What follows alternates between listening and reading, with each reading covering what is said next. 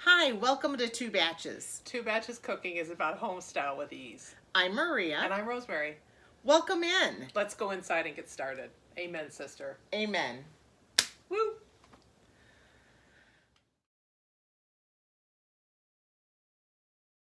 A red lentil soup. And this soup is wonderful. It's low in calorie. I'm going to make it with chicken bouillons. You can use vegetable bouillon. I'm going to top it off at the end with a little bit of yogurt. You don't need to do that. If you don't do those things, it's completely vegan, completely vegetarian. So this is kind of an Egyptian recipe. It's a mix, kind of Middle Eastern flavors. And so this is I make this, I don't know, I feel like once a week. So it's just so easy. So I've got a little bit of olive oil in here on medium. Turn it down. And here I've already just processed up one onion and I would say 3 or 4 cubes of, not cubes, what do you call them? Cloves of garlic. So the garlic and the onion is mixed up together, ground up. They don't have to be slices, so you can just do it in your food processor. And so we're gonna let this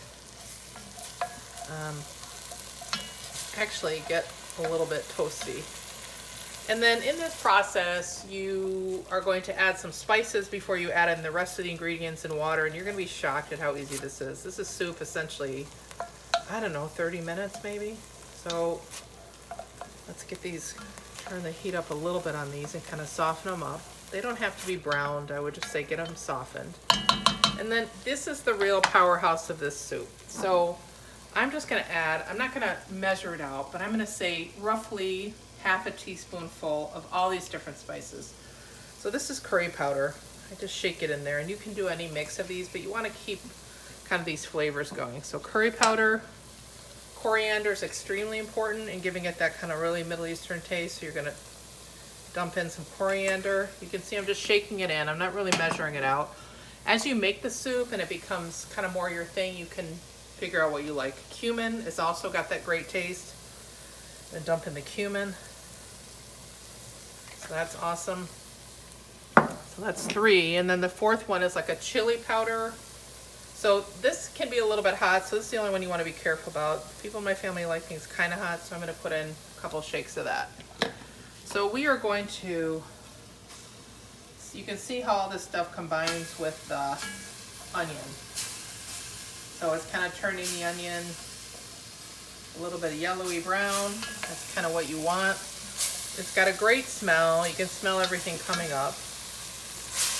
This soup also keeps in the fridge for several days, so it's really good. You can make it and eat it the next day. You can eat it right after you make it.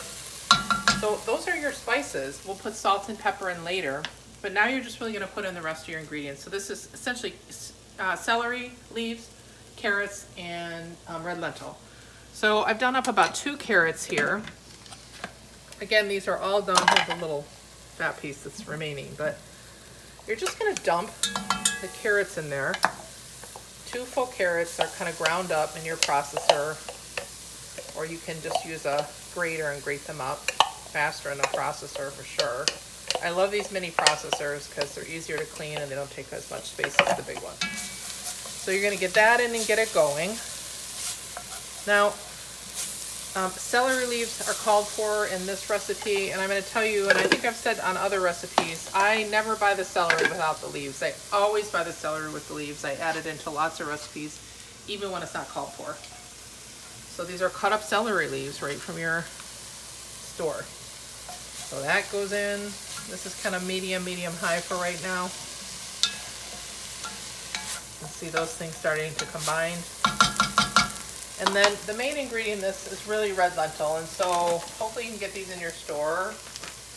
This is Cedar brand of red lentils. This is a huge bag. And I would say 1 to 3/4 cups to 2 cups of red lentils. So you don't really need to wash these, and they completely soften up, so you don't have to soak them. And the only thing you have to be careful with these lentils is, God, don't spill them on your floor. That's a little bit too much. But I'm going to put a little bit too much in there. I would say 1 3/4 to 2 cups. That's about 2 cups. So don't spill these on your floor because you'll be like cleaning it for days. And then you just mix this up. right? So you can see this is a gorgeous color, and the soup has this pretty color when you're done with it. So you're just kind of getting all this stuff toasted along with those onions that you put in and the garlic that you put in and the spices.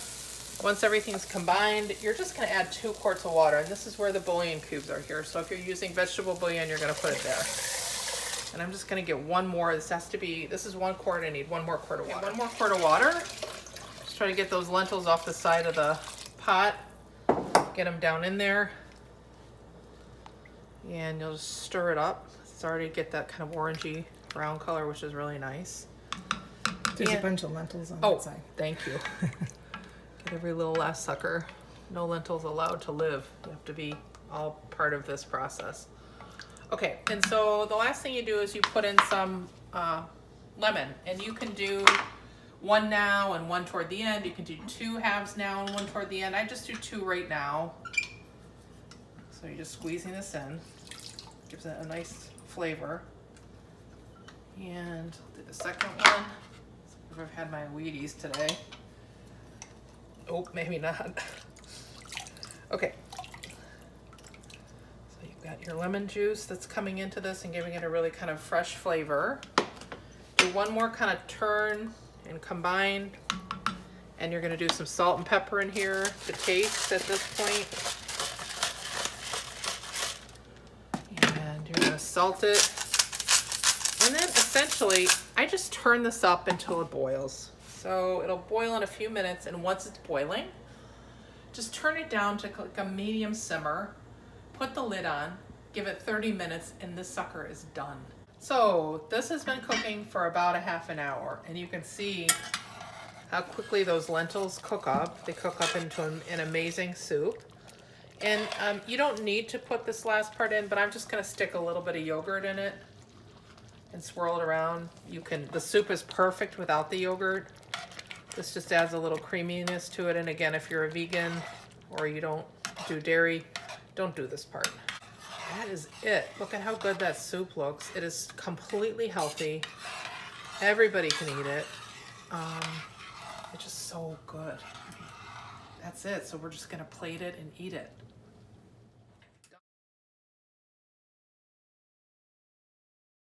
Okay, so now to make fried cabbage, I sliced actually it was a very large head of cabbage, so I just sliced a little more than half of it, and then I chopped up 1 medium onion. There are 3 tablespoons of butter in the bottom here, and I have it on medium heat. I'm just gonna let the butter melt, and you just slowly, once the butter melts, you just keep stirring it around. The cabbage will decrease almost a half in size. So it looks like it's a full pan, but it will cook down.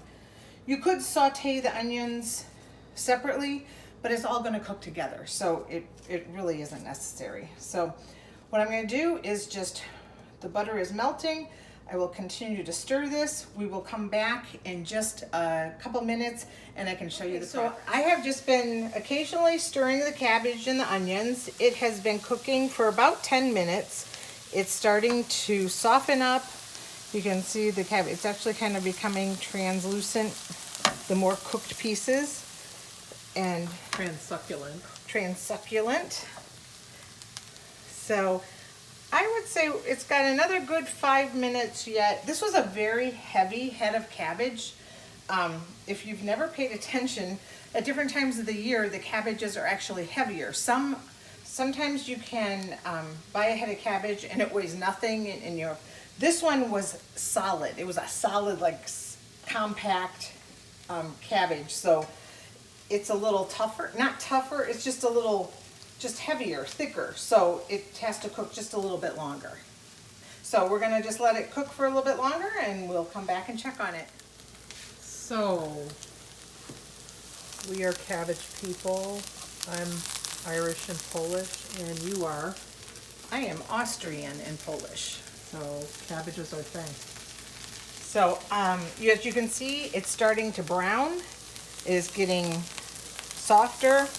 Like I said, it still needs a lot of the cabbage. It all has to be kind of a tannish brown color. So, I turned up the heat a little bit, but it is cooking.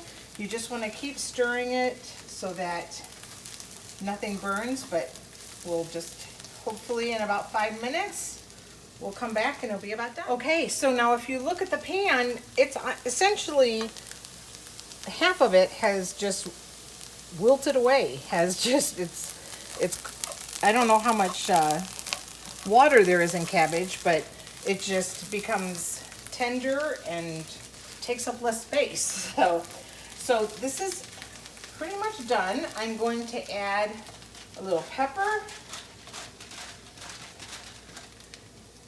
and some salt.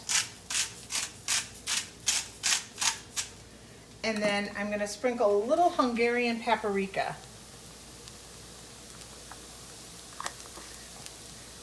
And give it a final stir.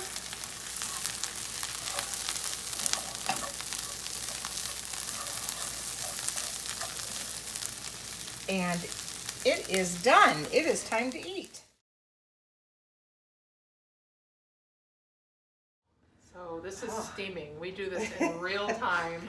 Yep, just out of the pans. Nothing just out of fake.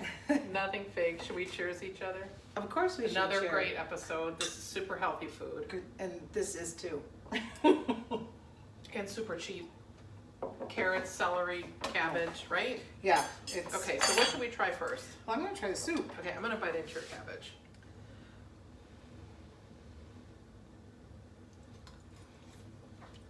Mmm. Wonderful. Oh my god, this tastes Is it good? I'm not gonna say it tastes like French fries, but French fries. I mean in a good hearty sense. You know, it tastes like cabbage, but like it has like that fulfilling That fried flavor. Yeah. So the cabbage is just cabbage and onions and a little butter, salt, pepper, and paprika. The soup is wonderful. All the vegetables, if someone doesn't like vegetables, they wouldn't really know, other than seeing little bits of carrots. But it's so healthy, but it's deceiving. Sriracha on my batch. Not on your batch. Mix in a little sriracha to spice it up. Oh my god. This is so healthy. I mean, that's the thing. The This cabbage. stuff is healthy. The cabbage is so good. Cabbage is good. I was saying to Rosemary earlier that my mom would also fry cabbage and then cook some elbow macaroni, cook it all together and have that as a meal. So, So this is a side, or like it could be like a meal with elbow macaroni. It's even a meal without it. or you can put it in strudel dough. Oh my god, this is so good. Like, I'm serious. Like, these are great recipes. They're Can we wonderful. cheers again? Cheers. Check us out. Please check recipes are on Facebook, YouTube. videos on YouTube, and let us know if you make these things. Let us know if you have any questions. We look forward to hearing from you and we hope you try them. Take care. Bye. Thank you. Still eating.